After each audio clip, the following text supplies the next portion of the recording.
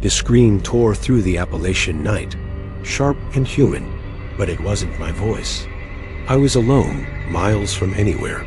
My car stalled on a forgotten road in the Smoky Mountains, and something was moving in the dark, something that knew my name. My name's Riley, and I wasn't supposed to be here. I'm a cartographer, a map maker for a small firm in Knoxville, charting backroads for county records. Last Thursday, a last-minute contract landed on my desk update, the maps for a stretch of the Great Smoky Mountains National Park, a remote valley called Raven's Hollow, where old surveys didn't add up. The job came out of nowhere, an email from an unknown client offering triple pay to finish by the weekend. I didn't question it. I needed the money, so I packed my GPS, compass, and notebook and drove into the mountains, expecting a few days of sketching trails and streams. But the Hollow had other plans, and the screen was just the start. The road to Raven's Hollow was a gravel snake, twisting through pines under a sky choked with clouds.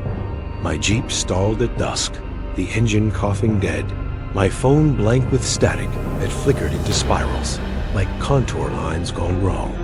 The air was heavy, smelling of damp earth and something sharp, like rusted iron. I stepped out, flashlight in hand, when the screen came again, raw, desperate, echoing from the forest. Riley, it called, clear as if someone stood beside me, but the trees were empty, their shadows too long, too still. I shouted back, "Who's there?" But my voice was swallowed, the hollow answering with a hum, low and steady, like a pulse in the earth. I grabbed my gear, locking the Jeep, and followed the sound, my boots crunching on gravel. The trail was unmarked, winding into a hollow where the pines leaned inward, their branches knitting a ceiling that blocked the stars.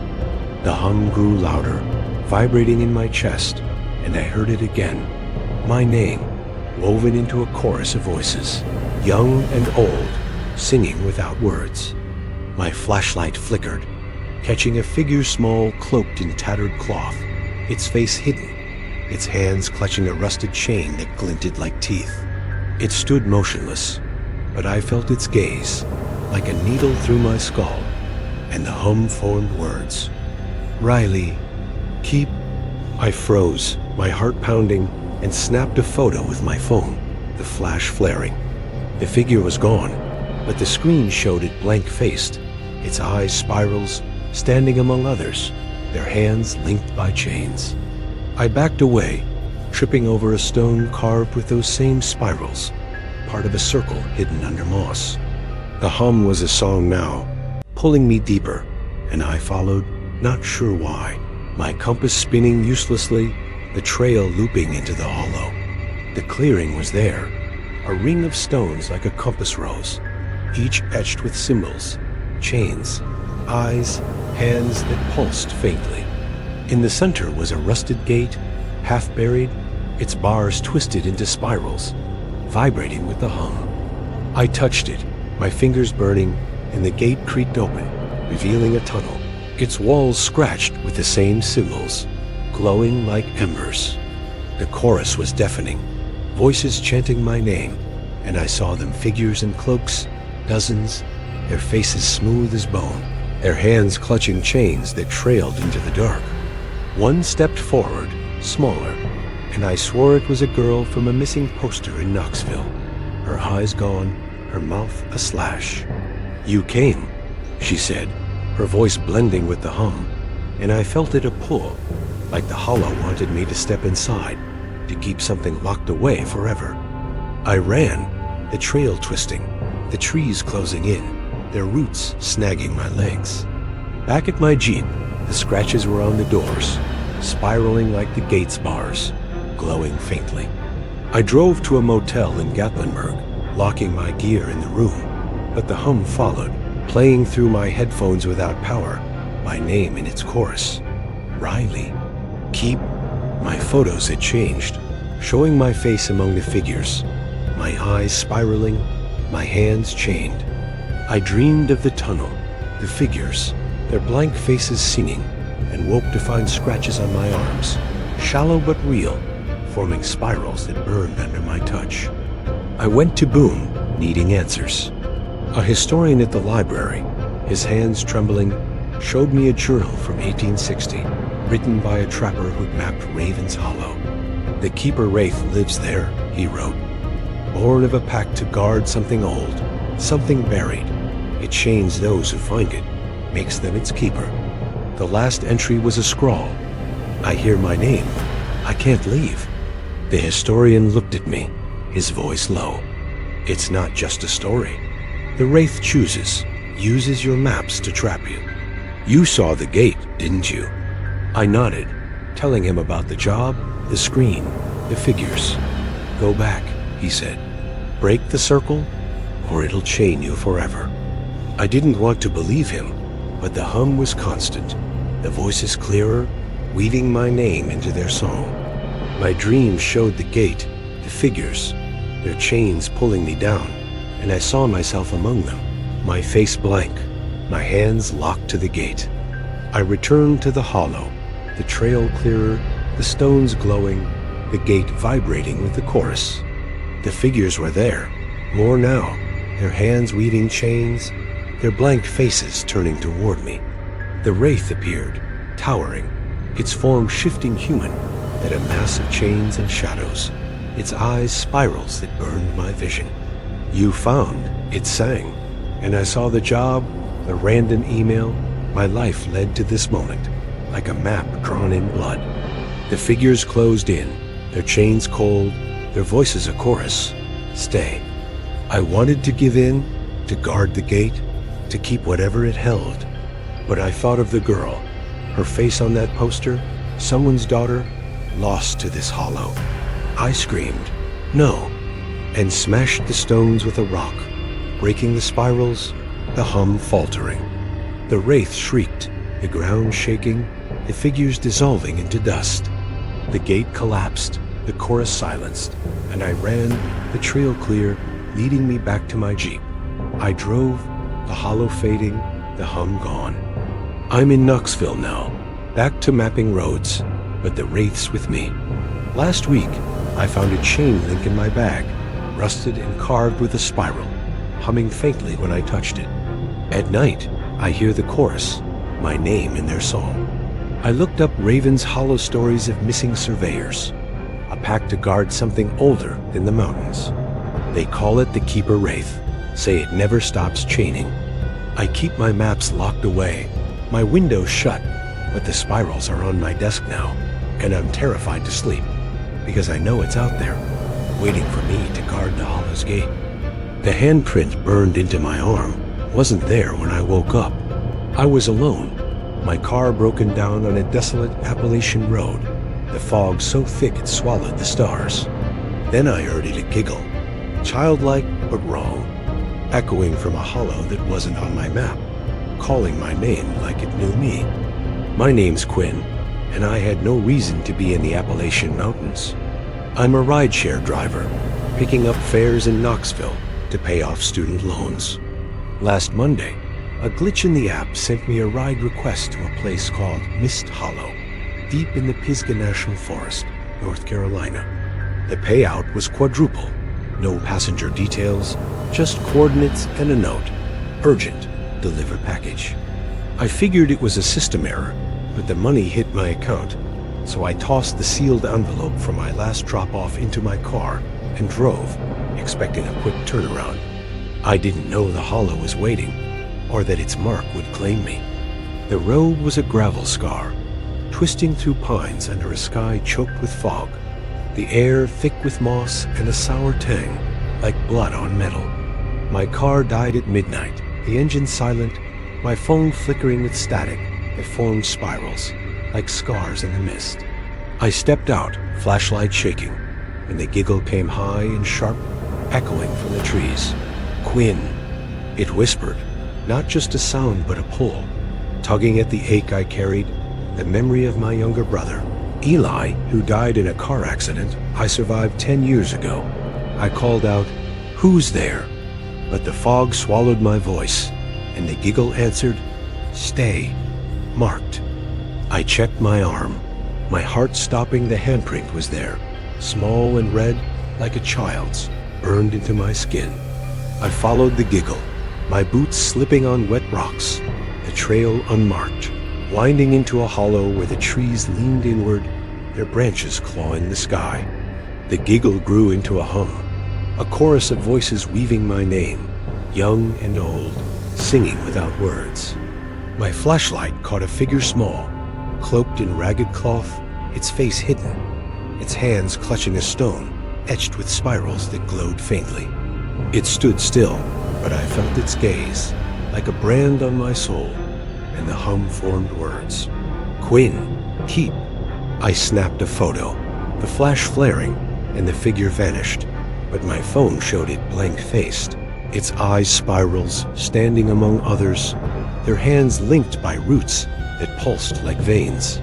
I backed away, tripping over a stone carved with those same spirals, part of a circle buried in the earth. The hum was a song now, pulling me deeper, and I followed, my chest tight with dread, and a desperate Opheli's laugh had been like that giggle, right before the crash that took him. The trail led to a clearing, a ring of stones like a scar, each etched with symbols, hands, eyes, marks that glowed with the hum. In the center was a slab, flat and ancient, its surface scratched with spirals, pulsing like a wound. I touched it, my fingers burning, and the slab shuddered, splitting to reveal a pit, its walls carved with spirals that glowed like fire.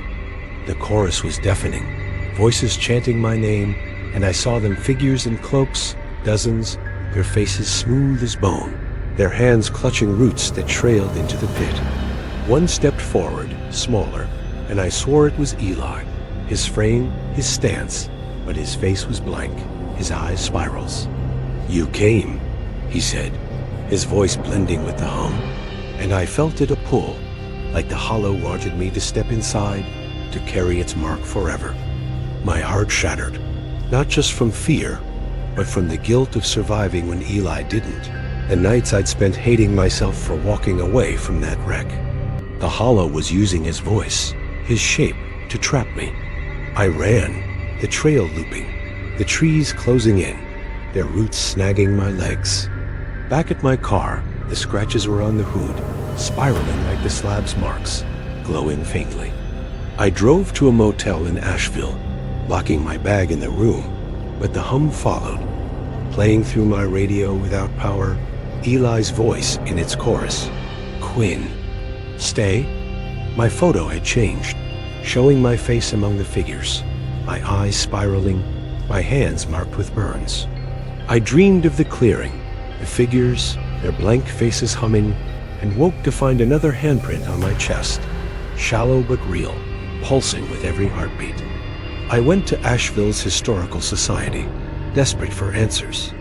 A curator, her hands trembling, showed me a ledger from 1840, written by a settler who'd ventured into Mist Hollow.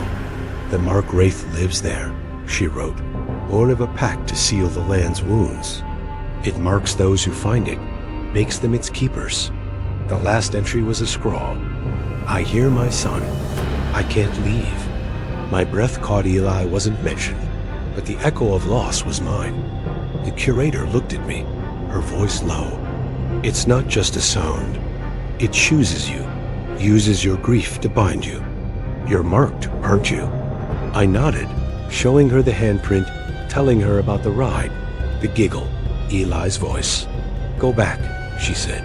"Break the circle, or it'll keep you forever." The hum was constant now, Eli's voice clearer, weaving my name into its song, tugging at the guilt I'd buried. My dreams showed the slab, the figures, their roots pulling me down, and I saw myself among them, my face blank, my hands burned with spirals.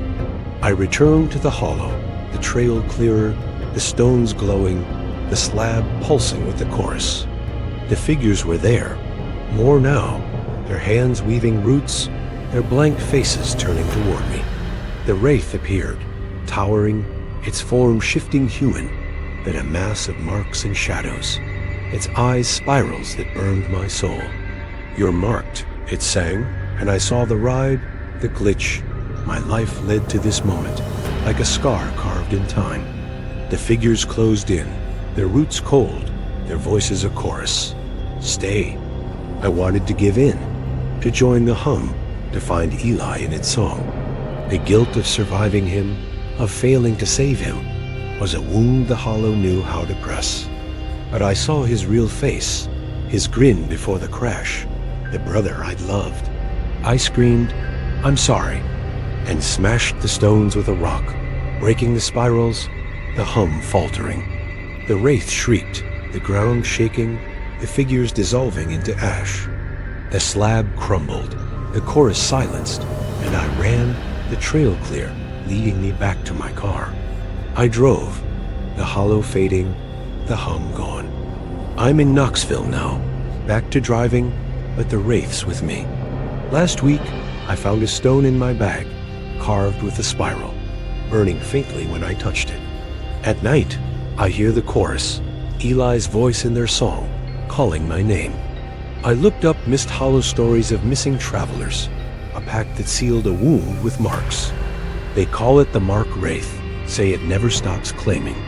I keep my windows shut, my mirrors covered, but the handprints are on my skin now, and I'm terrified to sleep, because I know it's out there, waiting for me to bear the hollow's mark.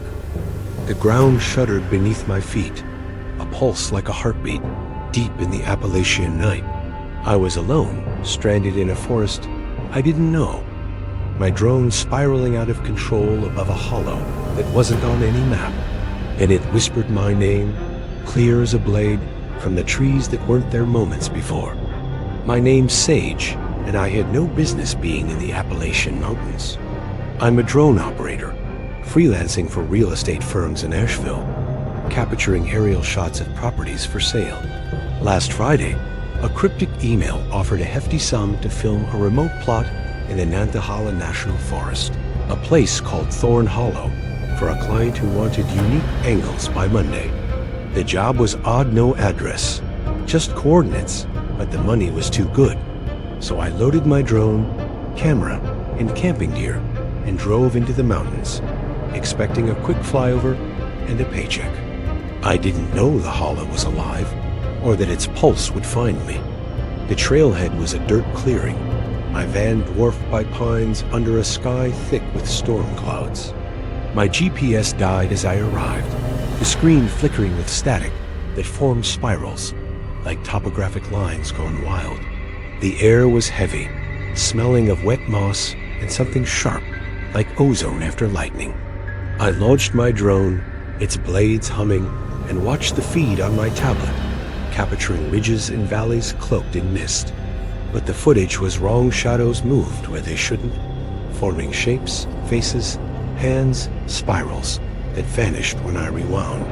Then the drone jerked, its controls unresponsive, and crashed into the hollow, the feed cutting to black with a single frame, a circle of stones, pulsing like a heart. I hiked to retrieve it, my flashlight cutting through the dusk when the ground pulsed again, a low thrum that shook my bones.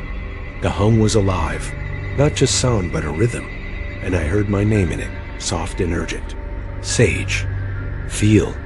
I froze, my heart pounding, and called out, "Who's there?" But the forest swallowed my voice, answering with silence. My flashlight caught a figure small, cloaked in moss-like rags, its face hidden, its hands clutching a stone that glowed faintly, etched with spirals. It stood motionless, but I felt its gaze, like a vibration through my skull, and the hum formed words. Stay, pulse. I snapped a photo with my phone, the flash flaring, and the figure was gone, but the screen showed it blank-faced, its eyes spirals, standing among others, their hands linked by vines that pulsed like veins. I backed away, tripping over a stone carved with those same spirals, part of a circle hidden under leaves. The hum was a chorus now, voices weaving my name, pulling me deeper into the hollow. The trail twisted, leading to a clearing, a ring of stones like a heartbeat, each etched with symbols, pulses, eyes, roots that glowed with the throne.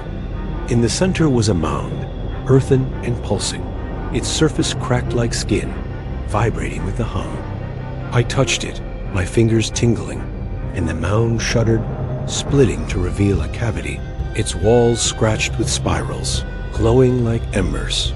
The chorus was deafening, voices chanting my name, and I saw them figures in cloaks, dozens, their faces smooth as bone, their hands clutching vines that trailed into the mound.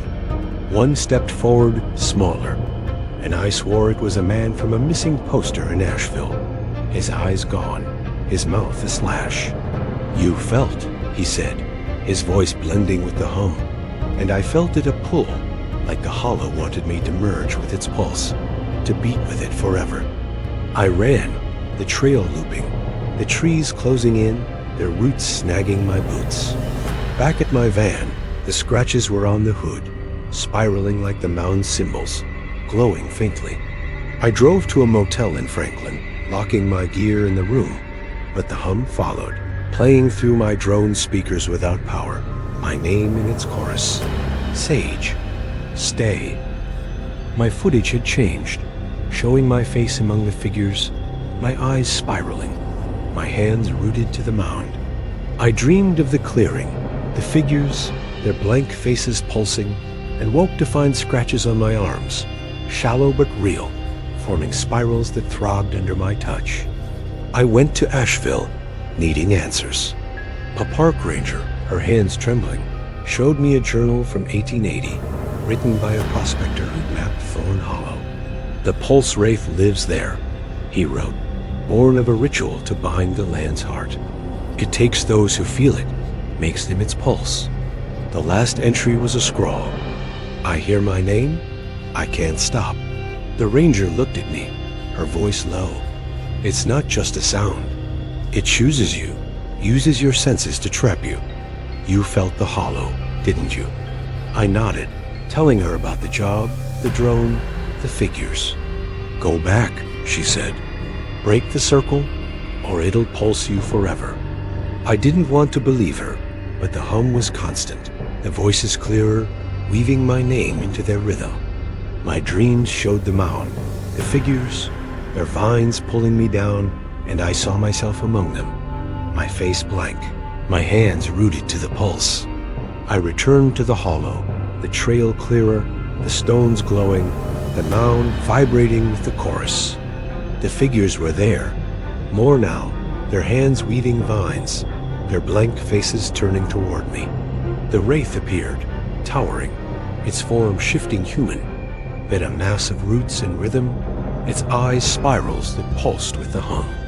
"You felt," it sang, and I saw the job, the random email. My life led to this moment, like a beat in its heart. The figures closed in, their vines cold, their voices a chorus. Stay. I wanted to give in, to join the pulse, to let the hum take me. But I thought of the man, his face on that poster, someone's brother, lost to this hollow. I screamed, "No!" and smashed the stones with a rock, breaking the spirals, the hum faltering. The wraith shrieked, the ground shaking, the figures dissolving into dust. The mound collapsed, the chorus silenced, and I ran, the trail clear, leading me back to my van. I drove, the hollow fading, the hum gone. I'm in Asheville now, back to filming houses, but the wraith's with me. Last week, I found a vine in my bag, carved with a spiral, pulsing faintly when I touched it. At night, I hear the chorus, my name in their rhythm. I looked up Thorn Hollow stories of missing campers, a ritual that bound a spirit to the land's heart. They call it the pulse wraith, say it never stops beating. I keep my drone grounded, my window shut, but the spirals are in my footage now, and I'm terrified to sleep, because I know it's out there, waiting for me to join the hollow's pulse.